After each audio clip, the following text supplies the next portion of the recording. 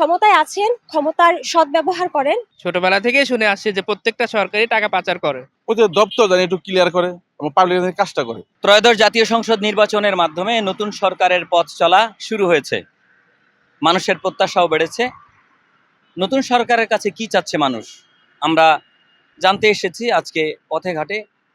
সাধারণ মানুষ কি চায় রূপালী বাংলাদেশের আজকের আয়োজনে আপনাদের সঙ্গে আছি আমি একে আজাদ।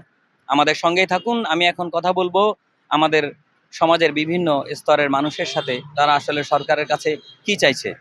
এই দেশটাকে সুন্দরভাবে পরিচালনা করবে, দেশটাকে এগিয়ে নেওয়ার জন্য দুর্নীতিমুক্ত একটা দেশ এবং সোশিয়াল সিকিউরিটি যেন আমাদের থাকে, আমরা যাতে সহজে মানে আমাদের বাসার মা বোন যাতে সহজে সেফলি সব জায়গায় চলাফেরা করতে পারে, ব্যবসা বাণিজ্য যেন উন্নতি হয়।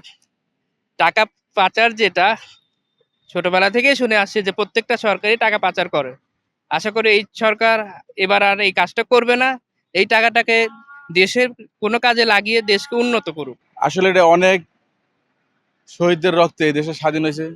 আমরা চাই এই দেশটা আসলে যেই চালাক, নতুন সরকারের কাছে আমাদের আবেদন বলি যে আসলে এই দেশ থেকে দুর্নীতি এবং চাঁদাবাজ এদের একটু মুক্ত করতো এবং দেশের মানুষের সবাই কাজ করে খেতে হতো। যেমন জীবনের দপ্তরে সাধারণ পাবলিক প্রতিটা দপ্তরে ঘুরে, মানে প্রতিটা দপ্তর যে সরকারি দপ্তর আছে প্রতিটা দপ্তরে পাবলিক ঘুরে, কিন্তু তারা হয়রানি হয়, কোনো কাজ পায় না।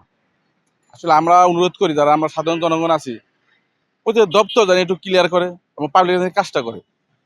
এটাই আমরা আসলে নতুন সরকারের কাছে চাই। এটা করলে আমাদের কোনো দরকার না, আমাদের জীবনে দেশ চালাতে পারবো না, আমরা এইসব জিনিসটা ভাবিও না। যারা আসলে দেশটা চালাচ্ছে শুধু দপ্তরটা চেক দিক এবং পাবলিক যেন হয়রানি না হয়, তাহলে এই দেশ উন্নত হবে। সাধারণ জনগণ হিসেবে আমাদের একটাই চাওয়া, আসলে আমরা লেখাপড়া করেছি, আমরা দেখেছি গণ গণতন্ত্র যে সংজ্ঞা, আসলে সেটা আমরা বাস্তবে আমরা কোনো সরকারের মাধ্যমে দেখতে পাই না। কারণ আমরা দেখি যে এক এক সরকার যায় আর এক সরকার আসে, এভাবে সরকার পরিবর্তন হতে থাকে, কিন্তু সরকার দিনের দিন আপনার স্বৈরাচার হয়ে ওঠে। কারণ আমাদের চাওয়া যে নতুন যে সরকার গঠন করছে, এই সরকার সুন্দরভাবে দেশ চালাবে, এখানে জাতি ধর্ম বর্ণ মিলেমিশে সবাই মিলেমিশে সুন্দর একটা বাংলাদেশ গড়ে তুলবে। এটাই আমাদের প্রত্যাশা। আমরা চাই না যে একটা দলের আরেকটা দলকে হানাহানি করুক, মামলা করুক, মামলাবাজি হোক, দুর্নীতি হোক, চাঁদাবাজি হোক, এগুলো চাই না। আমরা সাধারণ জনগণ হিসেবে একটা সুন্দরভাবে দেশ চলুক, আমরা বাংলাদেশটা শান্তিতে থাকি। অ্যাকচুয়ালি যদি বলতে যাই, এখন যেহেতু বিএনপি সরকার ক্ষমতায় আসছে, তো আশাবাদী তাদের কাছে যে তারা দেশটাকে সুন্দরভাবে যেভাবে সংস্কার বা চাঁদাবাজি মুক্ত বা আর বিশেষ করে আমাদের দ্রব্যমূল্যের যে ইটা, তো এটা তাদের কাছে আশাবাদী যে তারা এটার দিকে একটু নজর দিবে। ইভেন চিকিৎসা ক্ষেত্রে বা দৈনন্দিন জীবনে যেগুলো দরকার, মানে একটা মানুষ সাধারণ মানুষ চলতে গেলে অনেক দেখেছে আগের সরকারগুলা তারা নিজেদের চিন্তা করছে, অবশ্য দেশের চিন্তাও করছে, বাট বিএনপির কাছে এটা আশাবাদী থাকবে যেহেতু তারা সরকার গঠন করছে নতুন করে, তো তারা এই জিনিসটা আর কি নজরে রাখবে আর কি। সরকারের কাছে তো জনগণ হিসেবে আমাদের প্রত্যাশা অনেক বেশিই থাকে, অনেক কিছু থাকে। তো এর মধ্যে আমি বলবো যে একজন নারী হিসেবে আমি যাতে দিনে হোক রাতে হোক আমি যাতে সেফ ফিল করি রাস্তায়, আমি যাতে নিরাপদে আমার বাসায় অথবা আমার কর্মসংস্থান যেখানে যাওয়ার সেখানে আসা যাওয়া করতে পারি। আর আরো কিছু বিষয় থাকবে সরকারের কাছে, এই যে কথায় কথায় জনসাধারণকে, ছাত্র সমাজকে এই যে গুলি করা, মেরে ফেলা, এগুলো যাতে কেউ না করে। বর্তমানে যারা দায়িত্বে আছে তাদের দায়িত্বপ্রাপ্ত মানুষদেরকে বলবো যে ক্ষমতায় আছেন, ক্ষমতার সদ্ব্যবহার করেন, ক্ষমতার অপব্যবহার যাতে না হয়। মানে মানুষের মনে থাকেন, ক্ষমতায়ও থাকেন, মানুষের মনে থাকেন, এটা আসলে খুব বেশি গুরুত্বপূর্ণ দিন শেষে। কারণ ক্ষমতা চিরস্থায়ী নয়, খুব অল্প সময়ের জন্য আমরা হয়তো বা একটা জায়গায় আসি থাকি, আবার পৃথিবীতেও আমরা খুব অল্প সময় থাকি।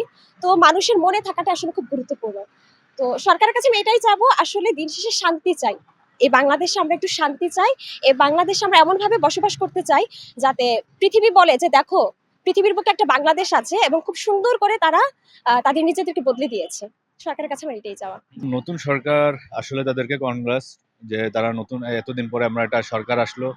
সরকারের কাছে আমাদের চাওয়া থাকবে আসলে শিক্ষা ব্যবস্থায় আমূল পরিবর্তন আনা এবং আমাদের যে বেকার জনসংখ্যা আছে এদেরকে কর্মসংস্থান তৈরি করার জন্য দক্ষ করে তোলা। এবং আমাদের সব থেকে জানেন যে আমাদের টেকনিক্যাল যে ইনস্টিটিউটগুলো পলিটেকনিক বলেন যেগুলো, এগুলোর বেহাল দশা, যে এইগুলো থেকে দক্ষ কারিগর তৈরি হচ্ছে না। তো এই জায়গাটা যদি সরকারের কাছে এবং যথোপযুক্ত যে মানসম্মত এবং বৈদেশিক, আমাদের শিক্ষা ব্যবস্থা ওই যে একভাবে পইরা আছে ওইটা না, যে এখন উন্নত বিশ্ব যেভাবে আগাচ্ছে ওরকম যাতে ওদের সাথে কম্পিটিশন করার মতো দক্ষ নাগরিক তৈরি করার জন্য সরকারের কাছে আমাদের আবেদন থাকবে, এর থেকে বাইরে আর কিছু না। মেয়ে হিসাবে ফার্স্ট হচ্ছে সিকিউরিটিটা চাই আমাদের, যাতে স্বাধীনতাটা থাকে, আমরা হচ্ছে সব জায়গায় ভালোভাবে চলাফেরা করতে পারি। এই শিক্ষা ব্যবস্থার যে খরচটা এটা হচ্ছে অনেক বেশি, এটা প্রাইভেটে হোক বা পাবলিকে হোক খরচটা কমে আসা। এখন যে বর্তমান সরকার আসছে সকলে মিলেমিশে যেন দেশটা এগিয়ে নিতে পারে, সব দল মিলে এক হয়ে